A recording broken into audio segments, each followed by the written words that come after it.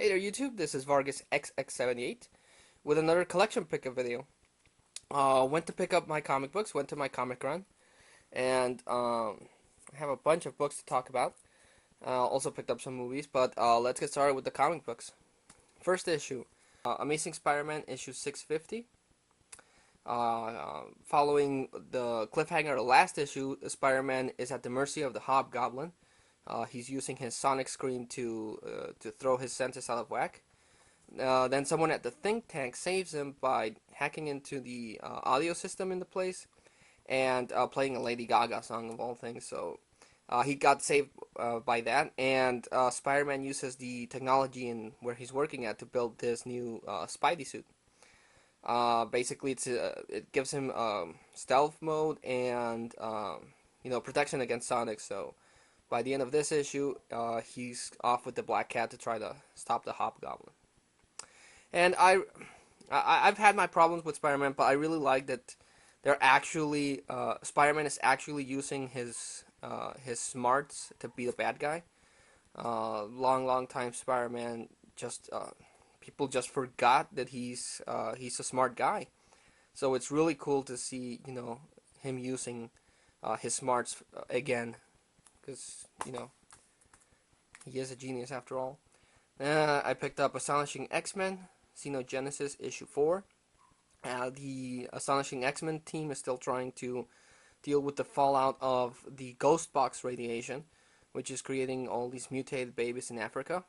But now they're fighting the Furies, which are like these giant robotic things, and the X-Men get beat up. But I'm really, the artwork is still weird, but it's good. And I like what Warren Ellis is doing with the Astonishing X-Men. I don't know what's going to happen with this title once the limited series ends. I mean, I haven't heard anything, so I think Astonishing X-Men will be canceled, or unless they start releasing miniseries, but we'll see. And I picked up Batman 705, following the adventures of the Dick Grayson Batman.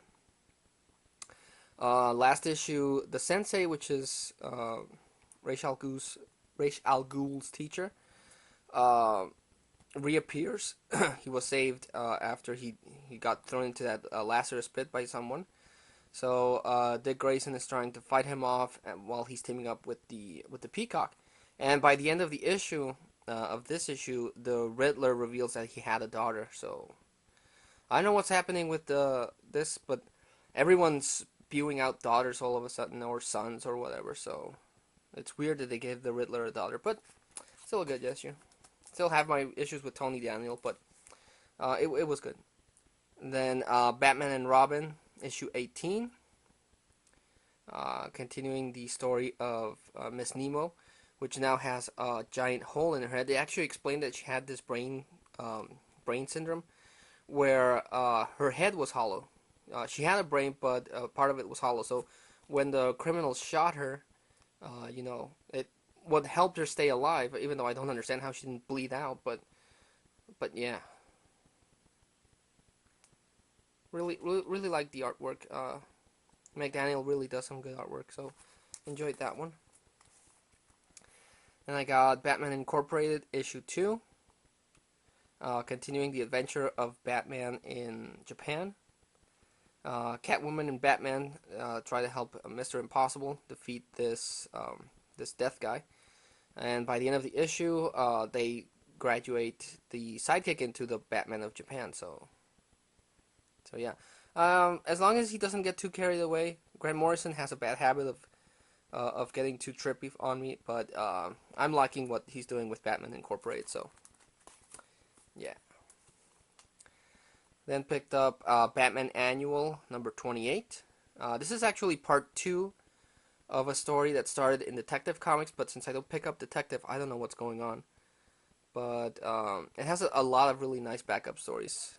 So I always enjoy the Batman Annual, so good pickup there.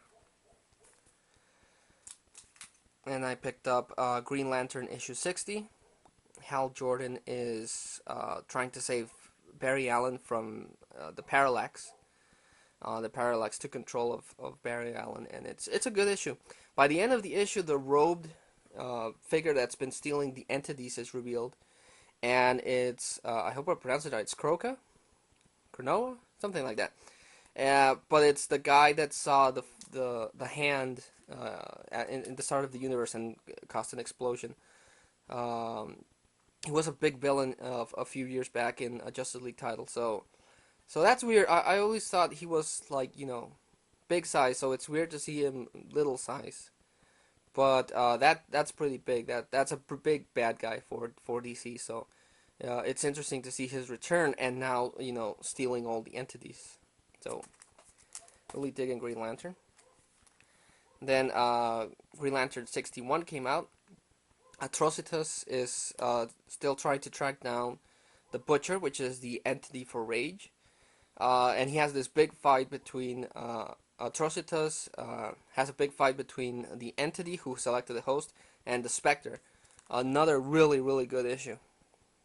I'm really, really liking Green Lantern. So, yeah. Then we got Brightest Day 16. This one shows the origin of the new Aqualad, who's the son of the Black Manta.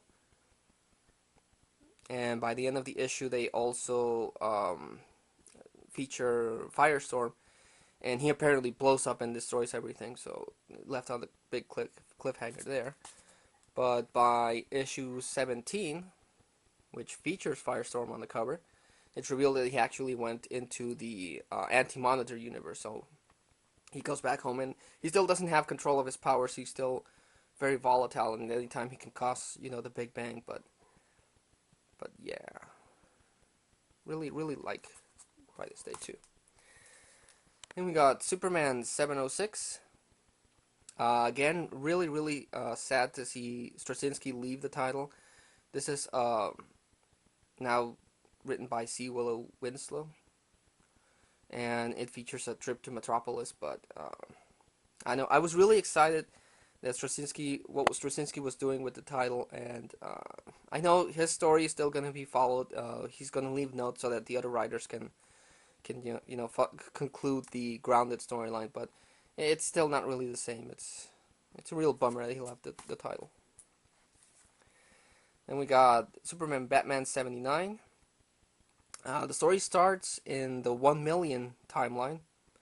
The bad guy enters the trophy room and steals this really powerful high-tech suit.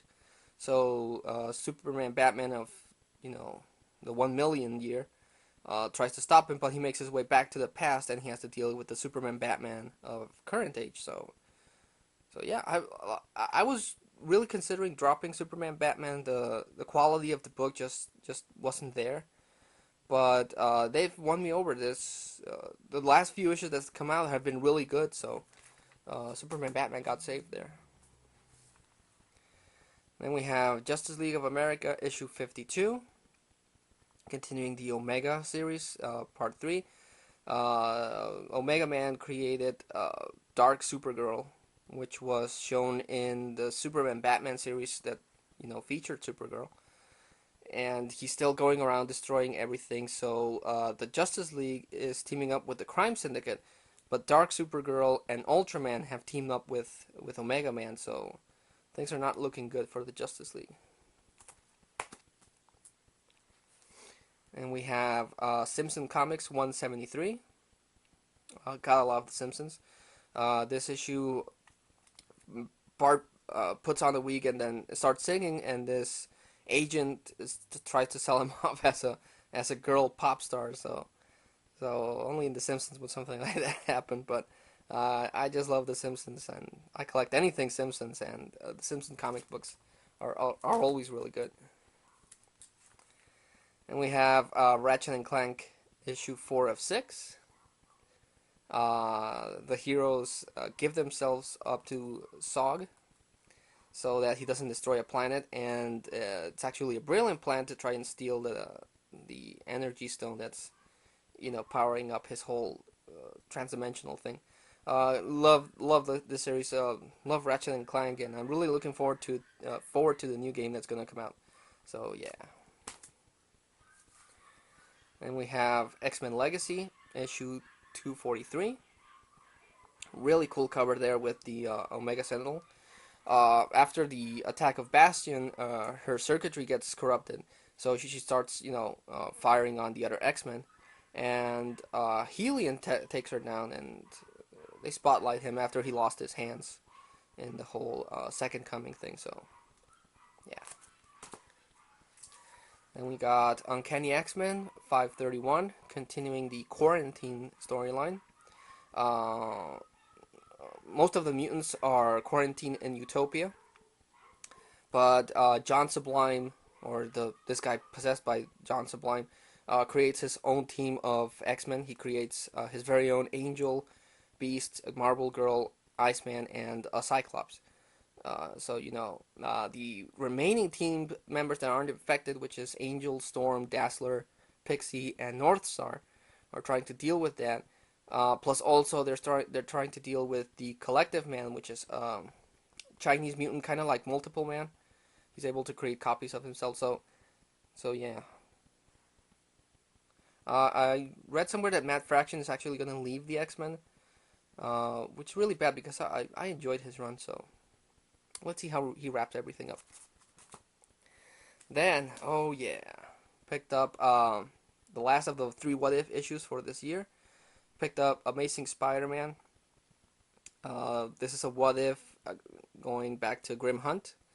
There was a moment in Grim Hunt when Spider-Man was about to go all psycho on him and kill Kraven, but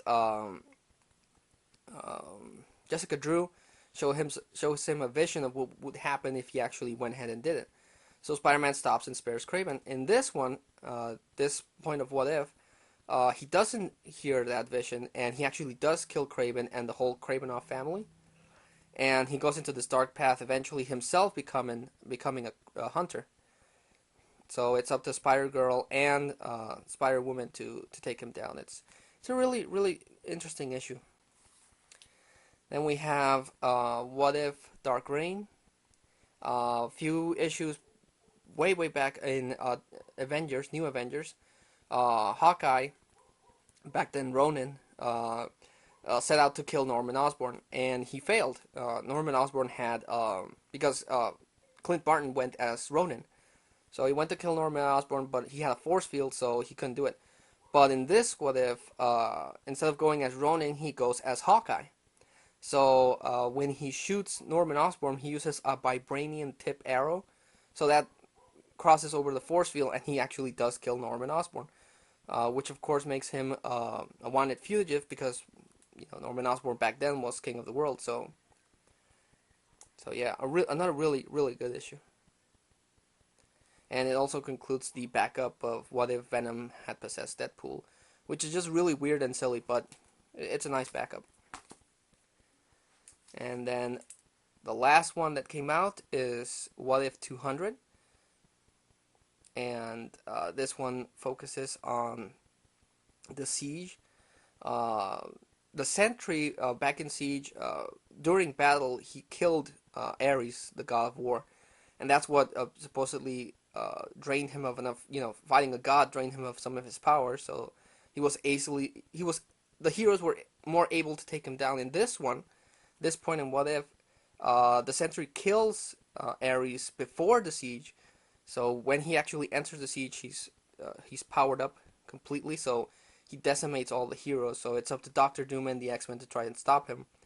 But that fails. So basically, by the end of the issue, the Sentry, or the Void, destroys the whole world. So one of those really dark What If issues. But I really enjoyed it. And the backup it has here is What If the Watcher had killed Galactus during his first visit to Earth. Another really, really good issue. So just love What If. I really hope they can make this a continuing series, but let's see. Well, guys, I still have some more stuff to talk about, so I'll probably make this two-parter. Until then, see you soon.